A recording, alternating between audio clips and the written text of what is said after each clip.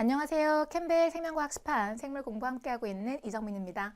자, 우리 지금 분류학의 마지막 단계까지 이제 도달을 했고요. 자, 이제 동물계에 한 집단만 남겨놓고 있는데 이 동물 같은 경우에 다른 생물들보다 훨씬 더 개체 수가 다양하다, 종류가 다양하다 보니까 이 동물 같은 경우는 큼직하게 두 단원으로 33장에서는 무척추 동물, 34장에서는 척추 동물 이렇게 두 가지로 진행을 할 예정입니다. 자, 우선은 이 무척추 동물의 경우에 이제 등뼈가 없는 생명체라고 나와 있는데요. 사실 이제 등뼈라고 하는 건 상당히 상징적이다라고 생각하실 수가 있고요. 사실은 등뼈가 중요한 게 아니고 우리가 이제 골격계를 얘기를 할 때 우리 뒤쪽에 이제 동물계 쪽 가시면 골격에 대한 공부하실 텐데 이 골격계 같은 경우에 큼직하게 세 가지 정도로 구분을 해서 내골격하고 외골격 그리고 이제 유체골격 이렇게 세 가지로 구분을 하게 되어 있습니다. 이 등뼈라고 하는 것은 내골격의 대표적인 그 대상이라고 생각하시면 되시고요. 그래서 등뼈가 없다. 라고 하면 몸에 뼈대가 없을 수는 없죠. 이게 생물들이 몸의 일정한 형태를 유지를 하려면 그렇다면 이제 등뼈가 없다라고 했으면 외골격이라거나 혹은 유체골격 같은 것들이 발달되어 있는 생물종들 이것들을 이제 무척추 동물이라고 이제 통칭해서 명칭을 하게 되어 있고요. 현재 우리가 파악하고 있는 동물 집단들 중에서 대략 한 95% 정도가 이쪽에 해당한다라고 생각을 해주시면 되겠습니다. 자, 그런데 이 동물 같은 경우에 우리 지난 32장에서 제가 미리 좀 주의를 드렸었는데 사실은 이 동물들을 어떻게 분류를 할 거냐라고 하는 시스템이 하나로 통일되어 있지는 않은 상황입니다. 사실 과거에는 이 32장에서 정리했던 것처럼 일단은 생물을 몇 배엽으로 이루어져 있느냐, 뭐 2배엽이냐, 3배엽이냐로 구분을 하고 또 3배엽이야라고 하는 경우에 가지고 있는 체강이 뭐 무체강이냐, 진체강이냐, 의체강이냐 뭐 이런 것들로 구분도 했었고 그렇게 구분되고 나면 선구, 후구 뭐 이런 식으로 구분했었는데 사실은 그 방법이 상당히 오래된 방법이기도 하고요.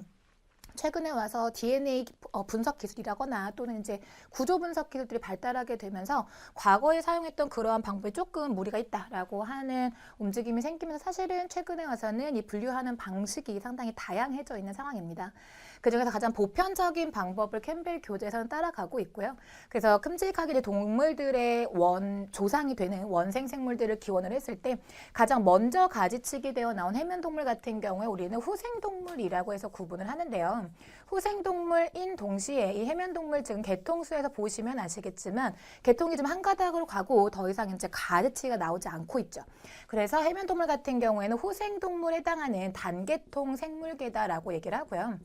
여러분들이 이제 분류 우리 맨 처음 시작할 때 공부했었던 종속과목 강문계 그 단계하고 많이 혼동을 하실 것 같아서 지금 뭐 후생동물이야 단계통 계통이고 뭐 진정 후생동물이야 좌우대칭 동물이야 이렇게 구분을 해주고 있는 건 사실은 그냥 분기군에 해당을 하는 거고 우리가 알고 있는 종속과목 강문계의 단계에 해당하지는 않습니다. 지금 오른쪽에 나와 있는 해면동물, 자포동물은 굳이 단계를 얘기하자면 문에 해당한다고 보시면 되시고요. 그러니까 동물계에 해당하는 이 문들이 여러 가지 문들이 있는데 이 문들이 너무 많다 보니까 어중이 떠중이 정리하기에는 조금 무리가 있어서 그 문들을 공통성을 가지고 있는 것들끼리 묶어준 일종의 분기군이라고 생각하시면 되시기 때문에 분류 단계상으로는 큰 의미가 없는 방법입니다. 그런데 이제 구조적으로 봤을 때 유사성들이 있고 이것들을 중심으로 해서 학습을 하는 게 우리에겐 도움이 되기 때문에 큼직큼직한 몇 개의 분기군으로 나누어 놓은 거고요. 그중에 이제 해면동물들 같은 경우에는 후생동물, 아래쪽 진정 후생동물 쪽 들어오시게 되면 위쪽에 있는 자포동물과 아래쪽에 있는 좌우대칭 동물로 구분된다라고 했을 때 자포동물은 이 좌우대칭 동물하고 대비적으로 방사대칭형을 가지고 있기 때문에 분지되어 나왔다라고 생각을 하시면 될 것 같고요. 또 좌우대칭 동물들 중에서 촉수담륜 탈피 쪽하고 아래쪽에 후구동물이 있다는 얘기는 촉수담륜 동물과 탈피동물 같은 경우에는 선구동물에 해당한다라고 생각하시면 되십니다. 선구, 후구는 우리 32장 했으니까. 근데 선구동물들 중에서 촉수담륜이라거나 촉수를 가지고 있어서 촉수를 이제 섭식 활동에 활용한다라고 하는 생물종들을 촉수담륜 동물이라고 하고요. 이제 발생하는 과정에서 딱딱한 껍질을 벗는 이게 이제 아까 제가 말씀드렸던 외골격이 될 텐데 그 외골격을 벗는 과정을 포함하고 있는 생물들 탈피동물 이런 식으로 얘기를 해서 지금 촉수담륜이라거나 탈피동물 같은 경우에 단계통군이 아니고 측계통군이라고 볼 수가 있겠죠. 그렇죠? 그래서 측계통군이야라고 하면은 공통조상을 가지고 있는 상태에서 가지치기가 이루어진다라고 하는 군들은 측계통군이라고 보는 반면에 하나의 공통조상으로 쭉 연결돼 있다라고 하는 경우는 단계통군이라고 얘기를 하는 거니까 해면동물 같은 경우는 사실은 최근에 이루어지고 있는 연구 결과로 봤을 때에는 이거 단계통군으로 보는 게 맞겠니라고 하는 논란이 좀 있는 부분이긴 합니다. 근데 일단은 아직까지는 최근에 이런 연구가 반영이 되지 않은 교재이고 큼직하게 이제 가장 보편적으로 사용하는 분류 방식을 따라가면서 캠벨 교재에서 정리가 될 테니까요. 여러분도 큼직하게는 이렇게 5가지 정도로 구분해 놓으시고 각각에 해당하는 생물 정도를 파악한다. 이렇게 봐주시면 되겠습니다.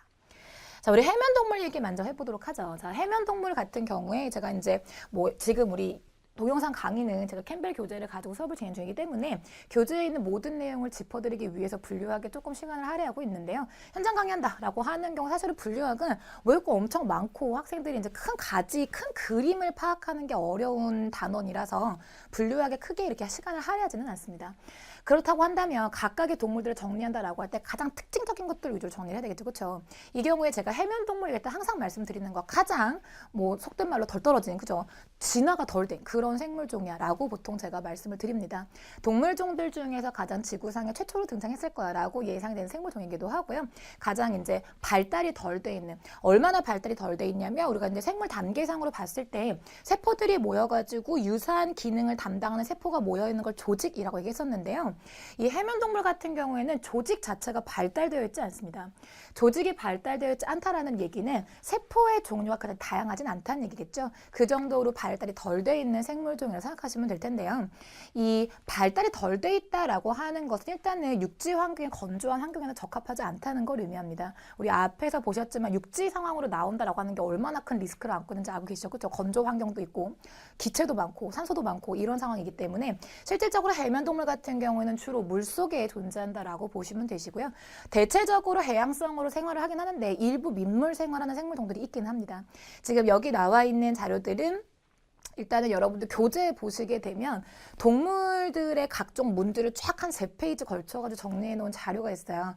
제가 이 단어 마지막 갔을 때 그 자료 한번 다시 보여드리고 정리해 드릴 텐데 그 부분 중에서 해당하는 부분들 한 번만 떼어와서 지금 따로따로 이제 서두 부분에 제시를 해드리고 있습니다. 그래서 해면동물에 해당하는 생물들 같은 경우에는 일단은 바닷속에 주로 생활하는 생물들이고요. 고착 생활을 한다라는 얘기는 운동기관이 발달되어 있지 않다는 뜻이겠죠.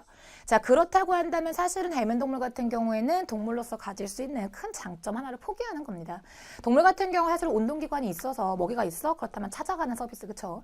내가 저 알을 쫓아가서 먹겠다라고 하는 기능이 발달되어 있는 거였는데 이 해면동물 같은 경우에 바위라든지 혹은 바다 밑에 땅에 붙어서 생활을 하기 때문에 이 운동성이 없어서 결과적으로 먹이를 섭식하는 방법은 바닷물을 쭉 빨아들인 다음에 그 안에 있는 미세한 조류들이요. 플랑크톤 같은 것들 그런 것들을 먹이로 섭취하는 그래서 여가섭식자라고 하는 이름이 붙어 있습니다. 그래서 바닷물을 그냥 몸을 축 통과시키게 되면 그 안에 있는 성분들 중에서 먹이로 쓸 수 있는 것들만 걸러내가지고 섭식 활동을 하는 그런 방식으로 이제 먹이 활동을 하게 되어 있는데요. 이 여가섭식자의 기능을 할 수 있도록 발달되어 있는 중요한 2가지의 기관이 이제 위강이라고 하는 공간과 대공이라고 하는 구멍인데 사실은 대공만 있는 게 아니고 소공도 있습니다. 그래서 해면동물 같은 경우에 대표적인 해면동물을 가지고 체내 구조를 한번 봐드릴 텐데요.